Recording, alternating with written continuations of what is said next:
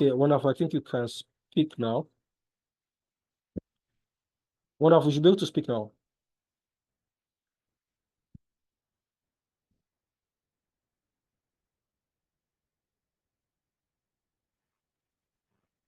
Okay, good evening. My question is, do you Okay. actually do you actually need to write code to become a product manager?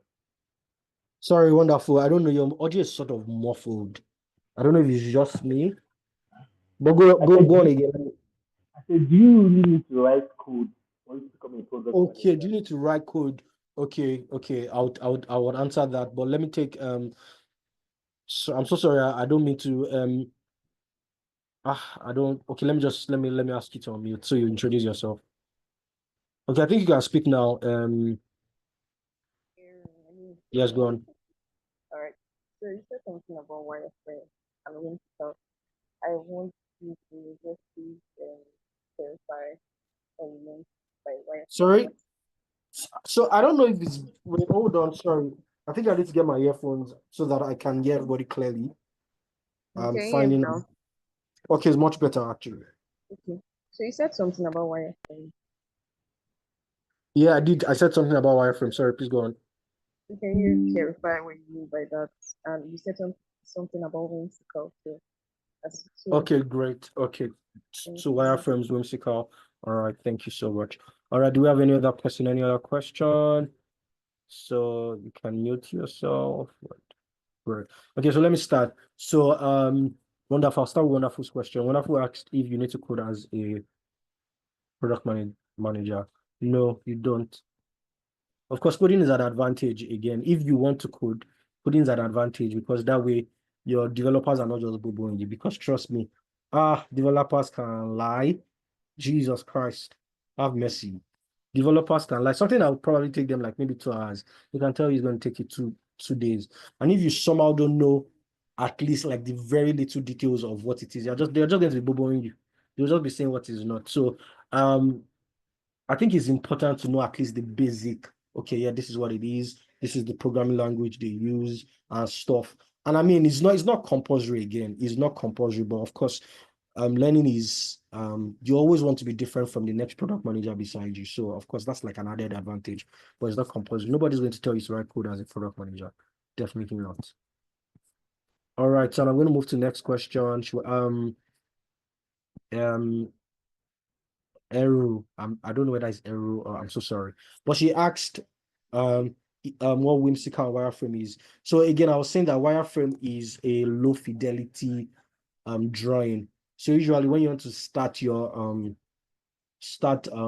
designs or you're trying to get an idea, what you use, you want to, okay, if I want to draw an app, okay, yes, I want the welcome page to look like this, I want the stuff to look like this. Now that's what wireframe is. Now whimsical is a tool that you can use to draw wireframes. So please just remind me, I'm going to show you what whimsical looks like before we leave the class.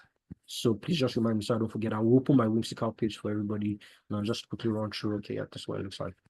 All right, great. All right. Thank you guys for that question. So I'm assuming we can move to the next big thing.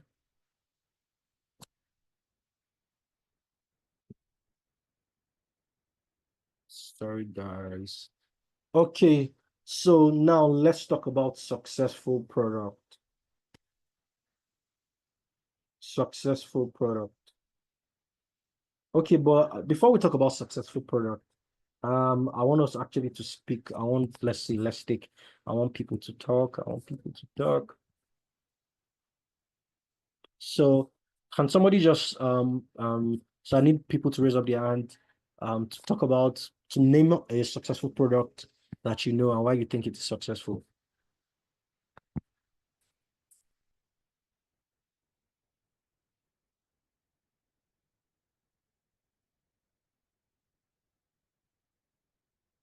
Okay, great. Wonderful is our next president in Nigeria. I rate you and I will vote for you. I think I've asked you to unmute. Go on. Okay, so one successful product I will actually think about is actually Spotify. Yeah, because Spotify, Spotify, amazing. yeah, Spotify is a music app that Okay. like allows you to listen to music, allows you to stream. The one part of Spotify that I like is because of the ability for them to generate playlists that you love. Mm. That's one important feature that they have that I'm so much in love with. So, yeah. All right, all right. Okay, great. Thank you. That's an amazing example. Spotify, such an amazing app. I mean, I don't use Spotify, but I mean, people that use Spotify, they so many amazing features, and that's because they understand their target market. Oh, somebody says something is blocking my screen. Let me take this here. Okay. So can anyone else raise up their hands? Anybody? I want us to mention another successful product. I mean, aside the one. Okay, you can mention anyone that you see on the screen. I mean, I put it on the screen. But okay, Adebola Kayode, thank you so much. Great. Please, can you mention another successful product? Yeah, so am I audible, please? Yes, you are very, very audible. Okay, yeah, OPay is a very successful one, and I feel like the interface and everything make other fintech complain copy their style. Like most fintech now are really like majoring more on the flexibility of and reducing the time of transaction. Like probably the users have to like press like 5 buttons for transaction. They reduced it, and I know the interface of PalmPay before, and now their Mhm. interface has also stepped up and all. I think in the fintech space, OP has really like raised the bar actually. Yeah, amazing, amazing. Trust me, I understand when you say this. If you guys remember during the cash and scarcity period, OP was OP was really, really amazing. I mean, you could just quickly make transfers. Other banks were having issues and stuff. So that's an amazing example. That's a very amazing example. Thank you so much, Ademola. So let's take one more person very quickly. One more person, one more person, one more person. Da, da, da, da, da, da, da, da, da. Great. Thank you, Nkechi. So let's see. Nkechi, I think you should be able to speak now.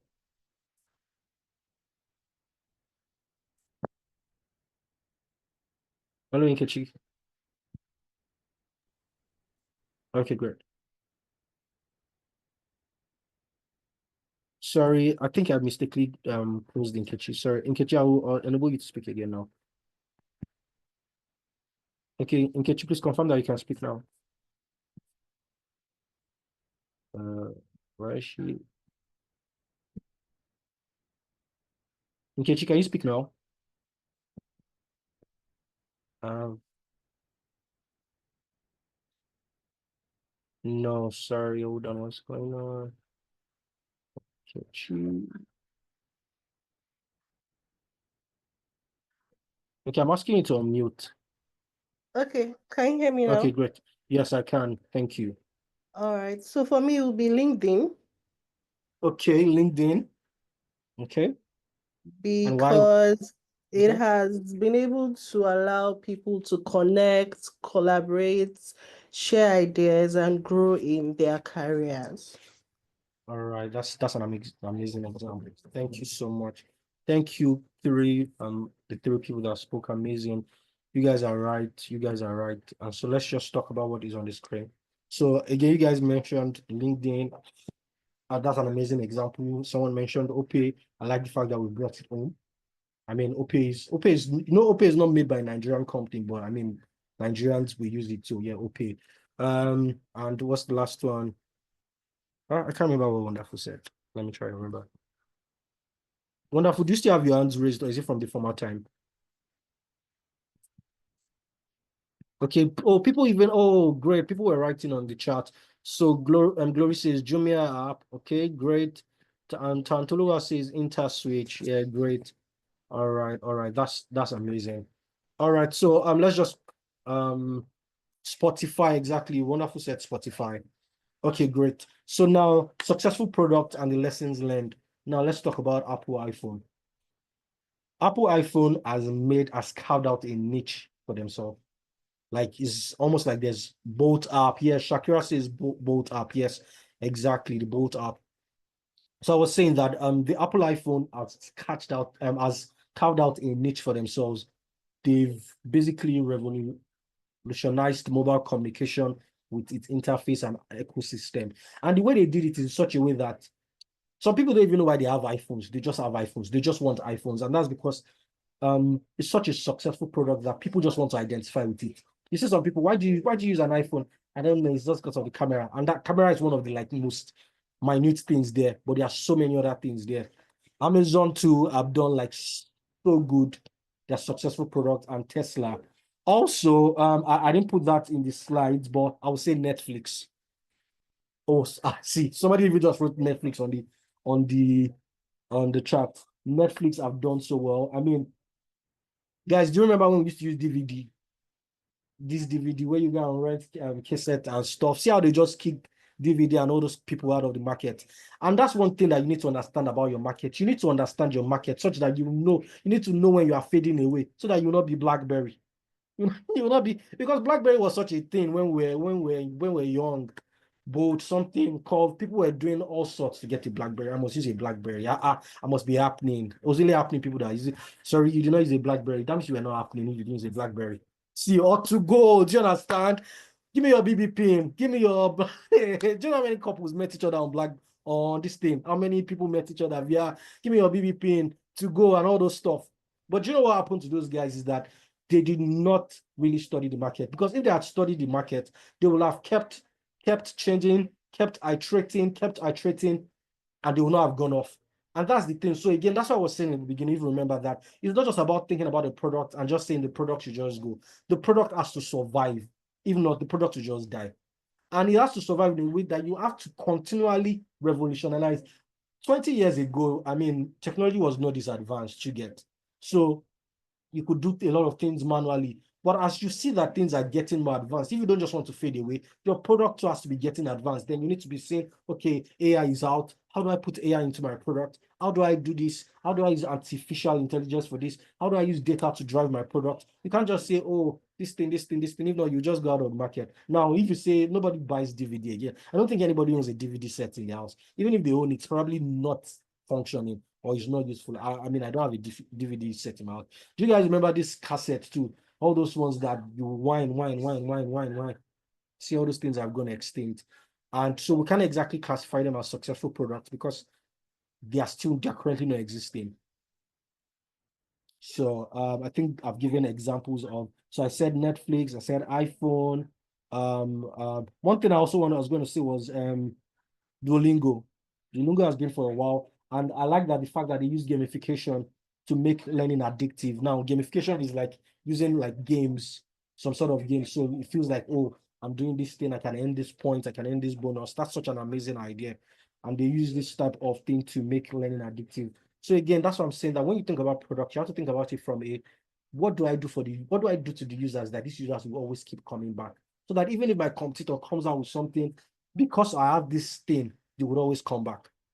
Because I can serve them this way, they would always come back. All right. So let's move on to the next thing. What category would you put Facebook? I think I'll still put Facebook on that successful. Facebook has been since you get, and people still use Facebook.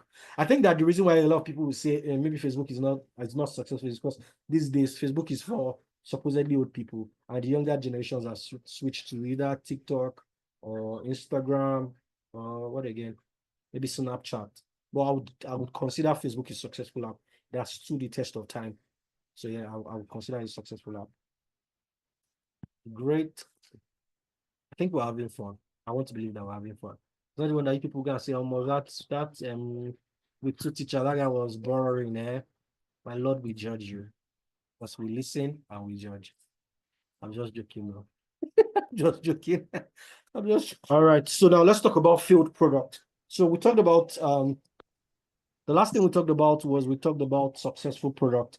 So let's talk about field product. So again, what we did, let's just quickly take let's talk about field products. So let's see. Right. So can want three people to talk about any product that you think has failed and why you think they failed. I mean, it will not be failed product. May they not mention our names in our product when they're mentioning failed product.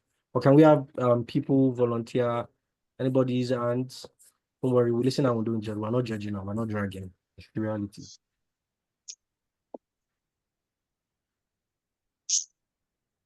So if you want to talk, please just raise your hand so that I can.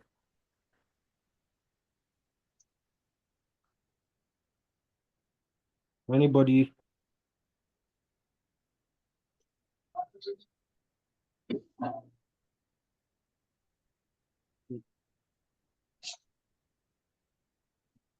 Okay, Sophia wants to talk. Great. Okay, Sophia, I think I've asked you to unmute. Please, can you go ahead?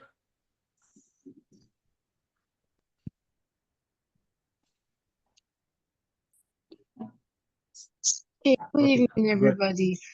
Yeah, Good so I evening. think BlackBerry, because you mentioned BlackBerry, and I saw Yeah. a movie about BlackBerry, so I kind of got the whole idea. So I think they failed because they didn't really go with the trend. So as at the time Apple launched their product and it was a screen, like there was no button. They didn't move with Apple at the time. They wanted to keep on with their button stuff. Like people had already moved on from the button, but they stayed with their button. They thought they could make people still Yeah. go with it and improve on it and stuff. So they really did not move with the trends. That's why. Yeah. All right. All right. So that we don't waste much time. Yes, we have BlackBerry, we have the new Coke. So I don't know if you guys remember, if you guys know, Coca-Cola changed like its formula like in 1985, but customers rejected it absolutely, and they had to bring back the original recipe, which is the Coca-Cola. So also we have Google Glass. It was too expensive. They had issues with privacy concerns, and it just looked weird. So it didn't even fly. It was a failed product. And I mean, if you look at, there are so many failed products. I don't want us to just see exactly Multilinks and Motorola. I mean, those people just went extinct, and that's because they did not study the target market. They didn't know, okay, this is what customers wanted. This is what the society was saying. This is what trend was saying. Okay, if not, you just fade away with time, and that's why this product basically failed. So let me quickly move on. Okay, yes, great. So I was talking about minimum viable products the other time. A minimum viable product, basically, a minimum viable product. Can everyone see my screen clearly, please? Yes, sir. Okay, great. Yes, a minimum viable product is a version of a product exactly with just enough features to attract early adopter customers and validate the product idea. Basically, what we're trying to say is that the minimum feature that you can put to gain customers and to make money. Simple. So, and that's when I talked about, if you guys remember, and that's why I talked about prioritization, where I talked about the Moscow framework, I talked about Rice, and I talked about Kano. But I basically use the Moscow framework. So let's move on. Okay, and our takeaways from this class is product management requires deep understanding of customers, of market, and product development processes. Do you understand? So we use all this approach to understand our customers, to continuously iterate. And the reasons why we need to iterate again is so that you don't just fade away. Constantly need to iterate. Okay, this is what the market is saying. This is what customers are saying.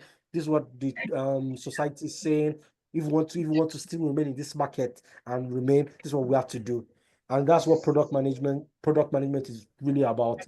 And product managers rather can create successful products that solve real problems and delight customers. Again, one thing I was going to say is that there are some things that are very necessary to have, and there are some things that are not necessary. That a lot of times when you're thinking about something to create, you literally have to think about something that you can create for the everyday Nigerian. You don't want to create something that is just for you don't want to create something that is just for the you don't want to create something that is for the like maybe like 10% of Nigerians, because chances are that you will not make money. But you want to create something that has maybe, and that's why I like I sort of like the iPhone market, because if you look at the iPhone market, in as much as you say iPhone is expensive, there are different models of iPhone. You can get the iPhone 15, you can get the iPhone 15 Pro, you can get the iPhone 15 Pro Max, and they have different ROM and RAM sizes, and that's because they're trying to cater to a lot more markets. You get. So you can't just say, oh, I'm just going to cater to rich people. You probably will not make money. Or I'm just going to cater to poor people. You probably will not make money. You have to make sure that your product can be used by almost everybody. That's one key takeaway. For you to be able to, for your product to continually remain functional, you have to make sure that it can be used by everybody.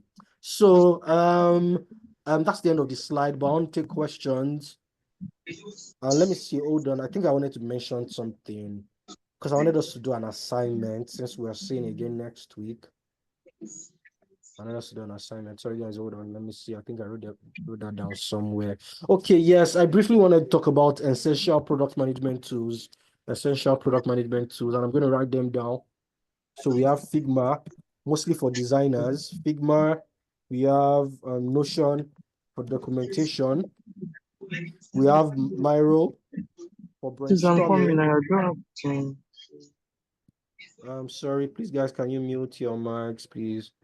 We have Miro. We have ClickUp. ClickUp is used for product backlog management, and it's basically to make sure that there's updates for everybody. You can see updates real time. So you can use ClickUp, Jira. There's so many. So ClickUp, Jira, Whimsical.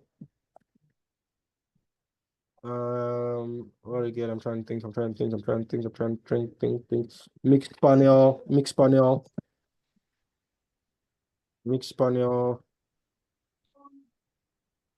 And this is just to track user analytics and behavior, so you can see where users drop off.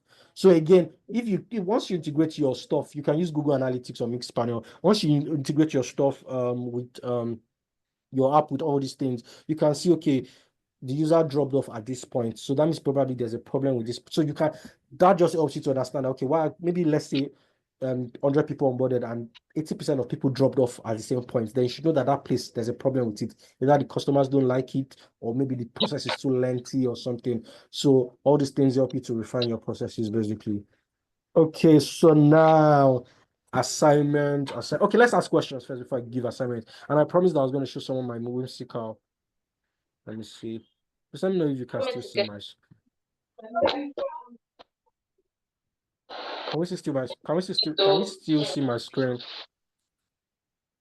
Can we still see my screen? Yes, sir. Okay, okay, great. Please let me just quickly take us. So this is whimsical. And I have plenty of things in my whimsical, but let me just share this one. So look at it, it looks like a design. So I was trying to create one web app with some designers the other time, and I really wanted them to understand what I was trying to say. And that's why so this is for whimsical. Guys, I think we'd have to end the class right now. You guys can reach out to me on LinkedIn. My name is Martinsleye Victor Ademola on LinkedIn. So just check me on LinkedIn and you can reach out to me. You can send me a message. I'll reply as soon as I can. And we'll continue in the next class. Thank you guys. I had fun and I hope you enjoyed. Thank you, sir. Sophia.